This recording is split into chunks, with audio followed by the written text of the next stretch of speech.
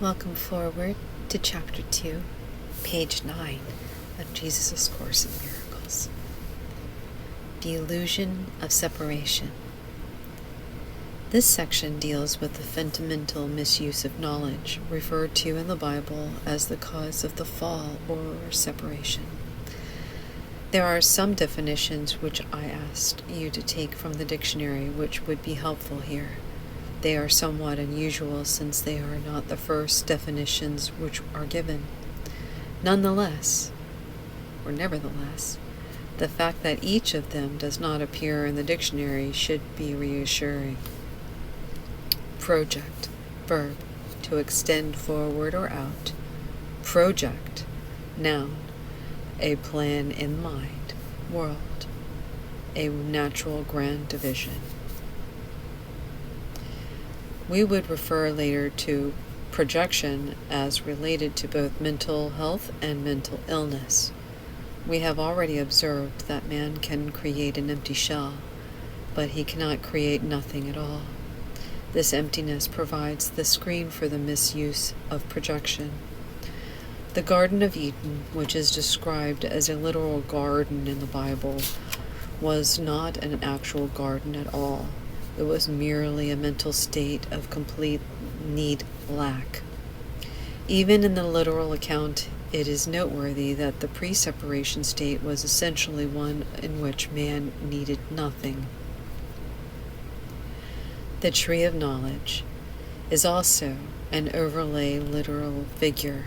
These concepts need to be clarified before the real meaning of the separation or the detour into fear can be fully understood. To project, as defined above, is a fundamental attribute of God which He gave to His Son.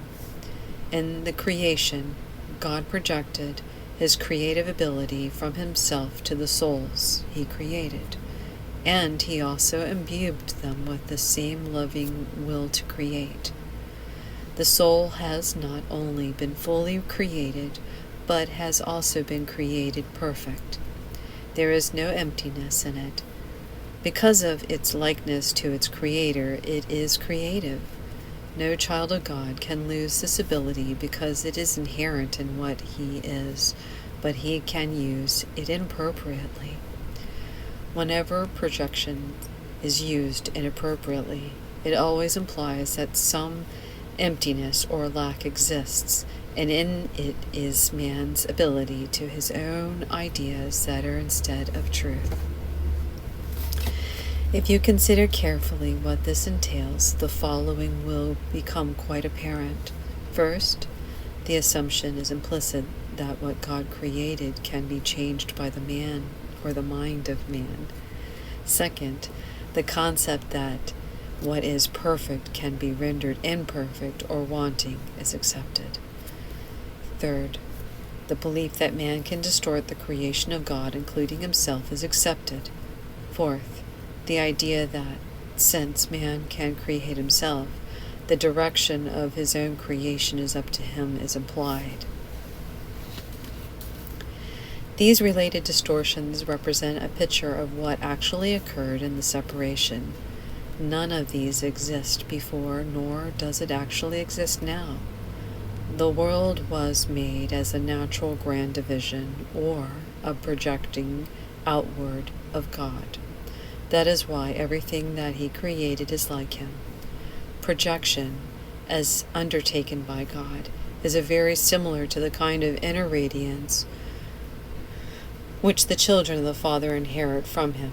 It is important to note that the term project outward necessarily implies that the real source of projection is internal.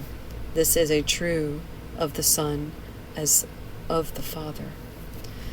The world, in the original connotation of the term, included both the proper creation of man and by God, and the proper creation of man in his right mind. The latter required the endowment of man by God with free will, because all loving creation is freely given. Nothing in this statement implies any sort of level of involvement or, in fact, any except one continuous line of creation in which all aspects are of the same order.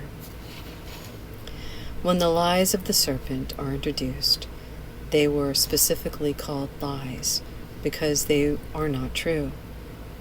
When man listened, all he heard was untruth. He does not have to continue to believe what is not true unless he chooses to do so. All of his miscreations can literally disappear in the twinkling of an eye because they were merely visual misrepresentations. Man's spiritual eye can sleep, but a sleeping eye can still see. What is seen in dreams seems to be very real. The Bible mentions that a deep sleep fell upon Adam, and nowhere is there any reference to him waking up. The history of man in the world as he sees it has not yet been marked by any genuine or comprehensive awakening or rebirth. This is impossible as long as man projects in the spirit of miscreation. It still remains with him, however, to project as God projected his own spirit to him. In reality, this is his only choice, because his free will was given him for his own joy in creating the perfect. All fear is ultimately reduced to the basic misperception that man has the ability to usurp the power of God.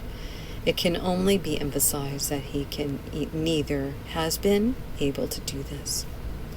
In this fact lies the real justification for his escape from fear. The escape is brought about by his acceptance of the atonement, which places him in a position to realize that his own errors never really occurred. When the deep sleep fell upon him, or fell upon Adam, he in a condition to experience nightmares because he was asleep. That's page 9.